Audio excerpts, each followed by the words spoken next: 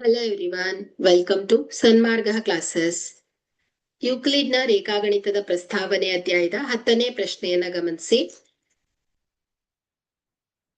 a = 6 ಮತ್ತು b = a ಆದರೆ b = 6 ಇದು ಈ ಕೆಳಗಿನ ಸ್ವಯಂ ಸಿದ್ಧಕ್ಕೆ ಉದಾಹರಣೆ ಆಗಿದೆ.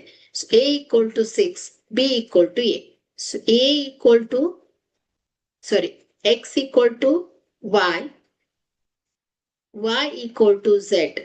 ಸೊ ಆದ್ರೆ y x = z ಆಗತ್ತೆ. ಓಕೆ, ಸೊ ಇಲ್ಲಿ x ಅಂದ್ರೆ a, ಸೊ y x ಅಂದ್ರೆ y ಅಂದ್ರೆ a ಆಗತ್ತೆ, x ಅಂದ್ರೆ 6 ಆಗತ್ತೆ. So x = y,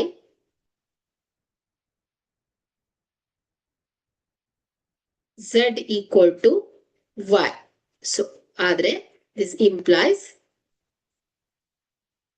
x = b = 6 ಅಂದ್ರೆ x = z ಆಗಿದೆ. ಸೊ ಅಂದ್ರೆ ಏನಾಗುತ್ತೆ, ಇಲ್ಲಿ ಒಂದೇ ವಸ್ತುವಿಗೆ ಸಮನಾಗಿರುವಂತಹ ವಸ್ತುಗಳು ಏನಾಗುತ್ತೆ ಹೇಳಿ, ಪರಸ್ಪರ ಸಮನಾಗಿರುತ್ತೆ. x = y, y = z.